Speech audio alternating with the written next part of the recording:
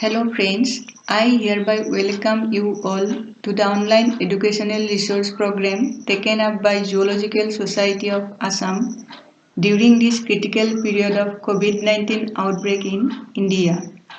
Today I will be talking about replication of DNA, and this lecture is basically designed for undergraduate students. After going through this PPT, you will learn what is replication of DNA, why it is important, some facts of DNA replication, why DNA replication is known as semi-conservative, how the process is completed, what are the basic differences between prokaryotic and eukaryotic DNA replication. Now, what do you mean by DNA replication? DNA replication is the biological process by which one double-stranded DNA molecule is copied to produce two identical DNA molecules. Now, why DNA replication is important? Because without DNA replication, cell division could not occur. By producing exact copies of DNA, the process ensures that when a cell divides, the offspring cells will receive the same genetic information as the parent cell. Some facts of DNA replication. It is a central process in all living organisms. DNA replication occurs where DNA is present in the cell. As the prokaryotes do not have nucleus, replication occurs in the cytoplasm, and in eukaryotes, it occurs in the nucleus. Regardless of where DNA replication occurs, the basic process is the same. Without this process, cell division could not occur. By this process, a double-stranded DNA molecule is copied to produce two identical DNA molecules. The process is semi-conservative. DNA replication is known as semi-conservative. Why?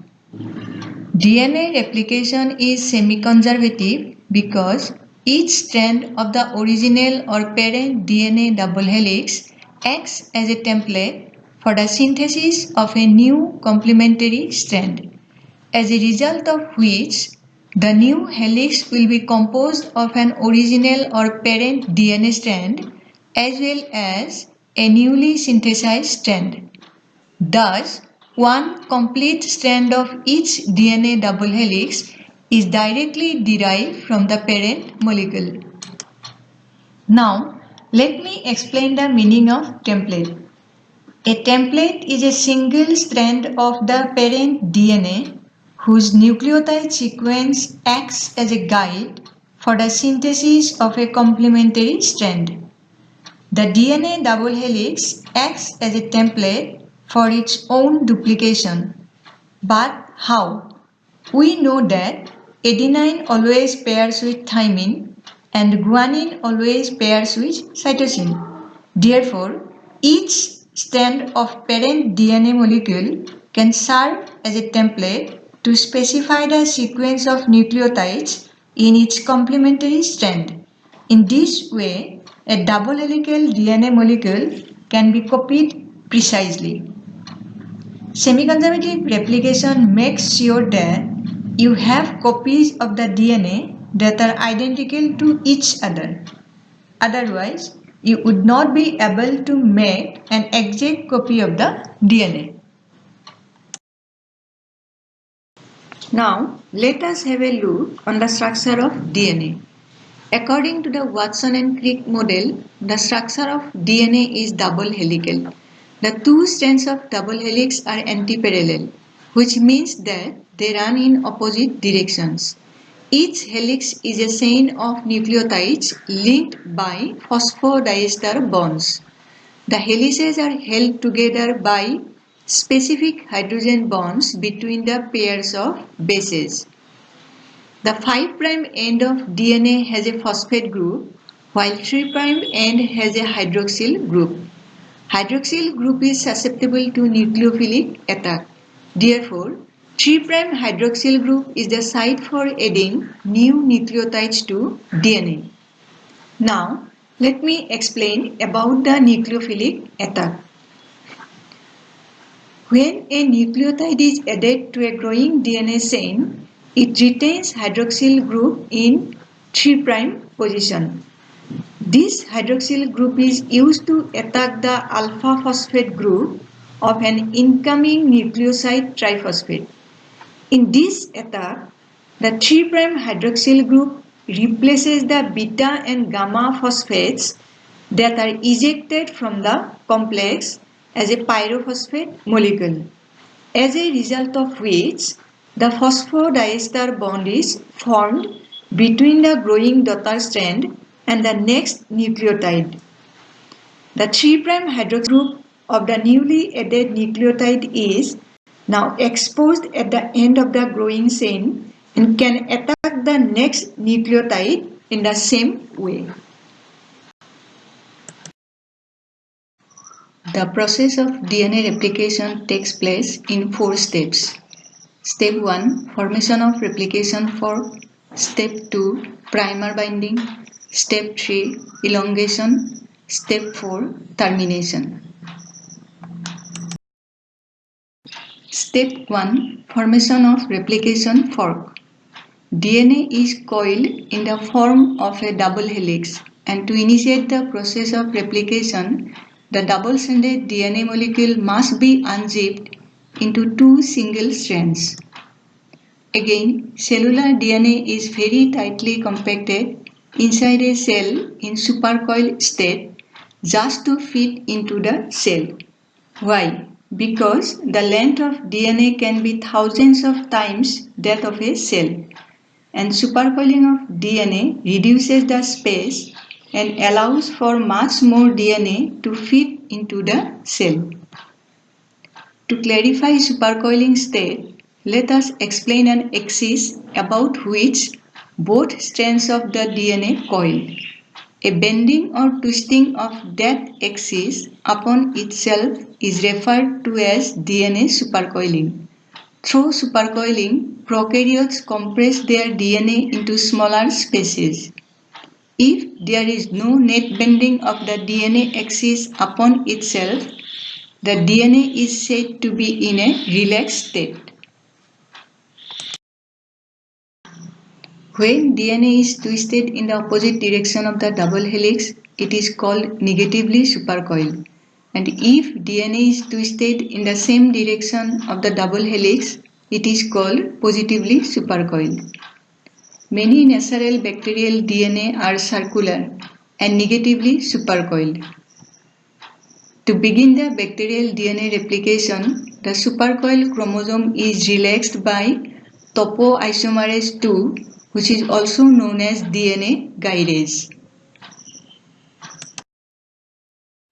In order to unwind DNA, the interactions between base pairs must be broken. This is performed by an enzyme known as DNA helicase. DNA helicase disrupts the hydrogen bond between base pairs to separate the strands into a Y-shaped structure known as the replication fork. Replication fork serves as a template for replication. Now, here is a question. Is there any specific location on DNA to start replication? Yes. Replication begins at a particular point called origin, where designated initiator proteins bind to DNA to start the process.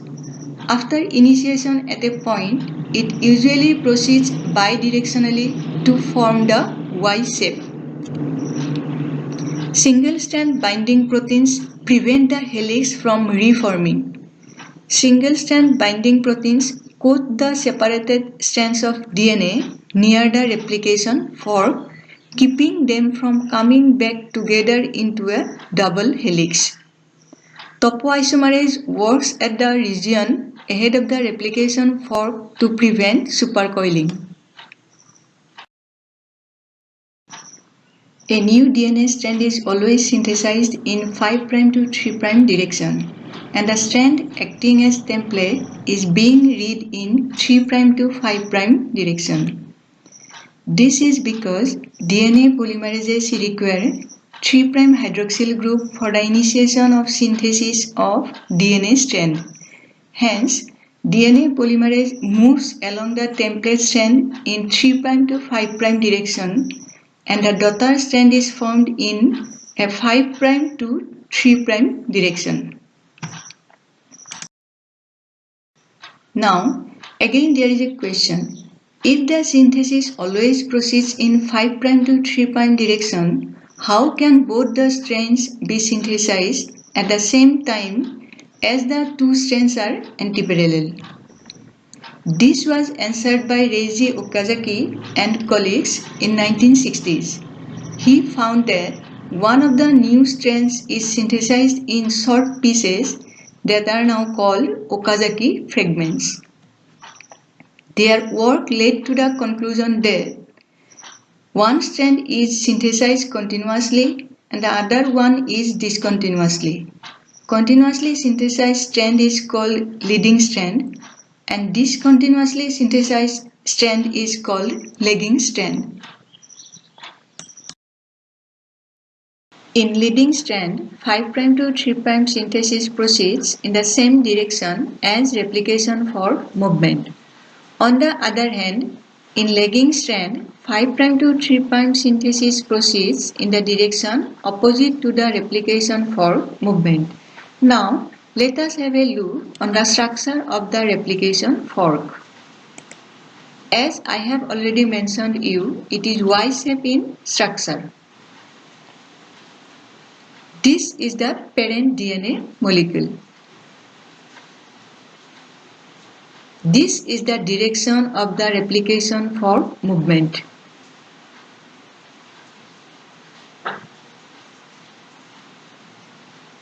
This is continuously synthesized strand, which is known as leading strand.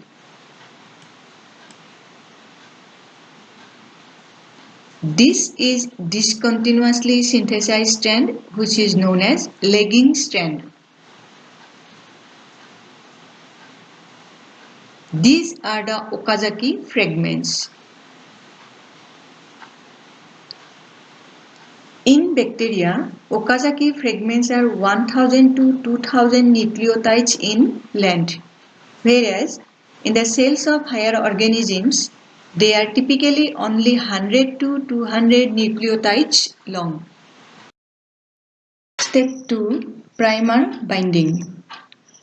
One of the key molecules in DNA replication is the enzyme DNA polymerase. DNA polymerases are responsible for synthesizing DNA by adding nucleotides one by one to the growing DNA chain, only those that are complementary to the template. DNA polymerases have the following key features. They always need a template. DNA polymerases can only make DNA in the 5' to 3' direction. In other words, they can only add nucleotides to the 3' end of a DNA strand. They require a pre-existing chain or short stretch of nucleotides called a primer. Some replicative DNA polymerases proofread or check their work to remove the mismatch or wrong nucleotides that are accidentally added to the chain. Step 3. Elongation. DNA polymerases are responsible for creating a new strand by a process called elongation. In bacteria such as E. coli, polymerase 3 is the primary replication enzyme, while polymerase 1 and 2 are responsible for error checking and repair with 3' to 5' exonuclease proofreading activity. DNA polymerase 3 binds to the strand at the site of the primer and begins adding new base pairs complementary to the strand during replication. The primer always binds as the starting point for replication. In the leading strand, the newly formed strand is continuous. But to convert the lagging strand into a single unified strand, the newly formed Okazaki fragments are joined by an enzyme called DNA ligase.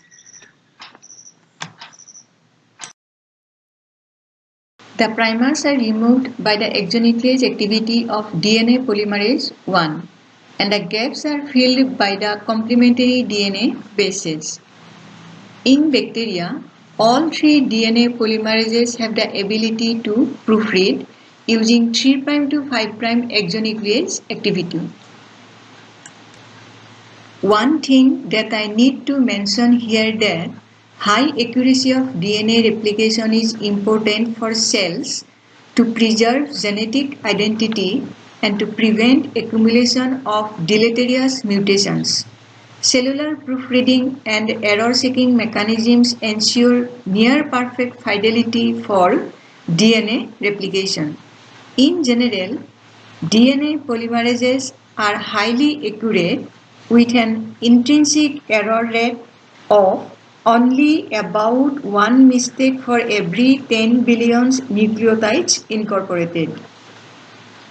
Note that if there was no exonuclease activity to remove wrongly incorporated nucleotides during DNA replication, the error rate would be increased by 100-fold. Eukaryotic DNA polymerases involved in replication are called alpha, delta, and epsilon. Only epsilon and delta, which involve in elongation of the leading and lagging strand respectively, have proofreading activity. Alpha is only required for initiation of replication on both the leading and lagging strands and during synthesis of Okazaki fragments.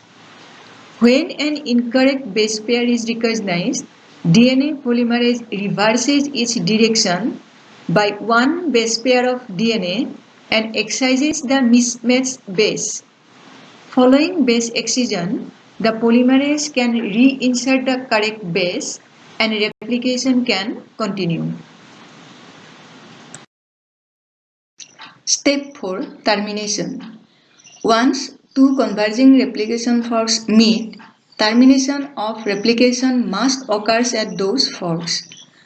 In bacteria, this is at the end of chromosome replication, while in eukaryotes, other forks may still be active to completely replicate the whole linear chromosome. Following replication, the resulting complete circular genomes of prokaryotes are concatenated, meaning the circular DNA chromosomes are interlocked and must be separated from each other.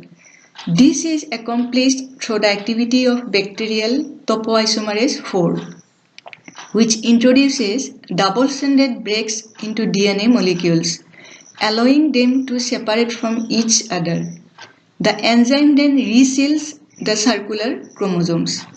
In case of eukaryotic chromosomes, topoisomerase 2 performs this function. As the eukaryotic chromosomes are linear, they face the end replication problem.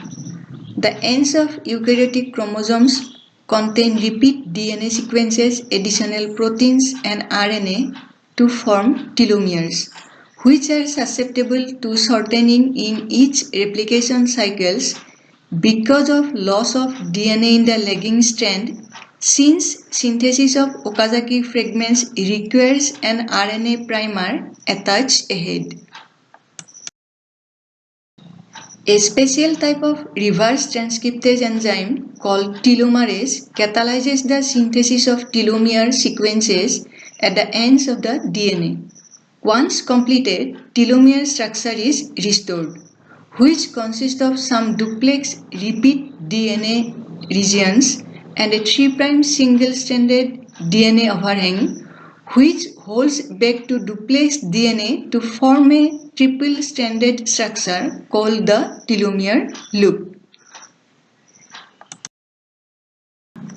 Thus, at the end, replication produces two identical DNA double helices, each with one strand from the parent molecule and one new strand.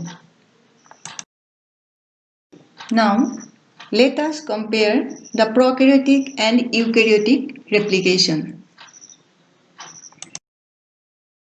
Prokaryotic DNA replication is a continuous process, whereas eukaryotic DNA replication occurs during the S phase of cell cycle. In prokaryotic DNA replication, single circular chromosome is involved, whereas in eukaryotic DNA replication, multiple linear chromosomes are involved. As prokaryotic cells do not have a nucleus, replication occurs in the cytoplasm, whereas in eukaryotes, replication occurs inside the nucleus. Prokaryotes have only one origin of replication in each DNA molecule, whereas eukaryotes have multiple origins of replication per DNA molecule. In prokaryotes, small amount of DNA is present, whereas in eukaryotes, DNA is 50 times more than that of prokaryotic DNA. In prokaryotes, DNA polymerase III is the primary replication enzyme, whereas in eukaryotes, DNA polymerase alpha, delta and epsilon are the primary replication enzymes. Prokaryotes have large Okazaki fragments, whereas eukaryotes has small Okazaki fragments. Prokaryotic replication has two replication forks, but eukaryotic replications have several replication forks. In prokaryotic replication, RNA primers are removed by DNA polymerase I, whereas in eukaryotic replication, RNA primers are removed by RNase H. Prokaryotic replication requires DNA guidance, whereas eukaryotic DNA replication do not require DNA guidance. The prokaryotic replication process is rapid, whereas eukaryotic replication process is slow. In prokaryotic DNA replication, the interlocked daughter chromosomes are separated from each other with the activity of topoisomerase IV. But in case of eukaryotic DNA replication, topoisomerase II performs this function. At the end of prokaryotic DNA replication, two circular chromosomes are obtained. But at the end of eukaryotic DNA replication, two sister chromatids are obtained. Since prokaryotic chromosomes are circular, there is no end replication problem. But as the eukaryotic chromosomes are linear, they have the end replication problem, which requires functions of the reverse transcriptase telomerase. These are some suggested readings for you. You can go through these references for further study. I would like to acknowledge Darpan Mehdi of Sloan Kettering Institute, UK, who has helped me by providing some important information related to this presentation. With this, I am coming to the end of the lecture. Here is my email ID. If you have any query, you can contact me through this mail. Thank you for hearing.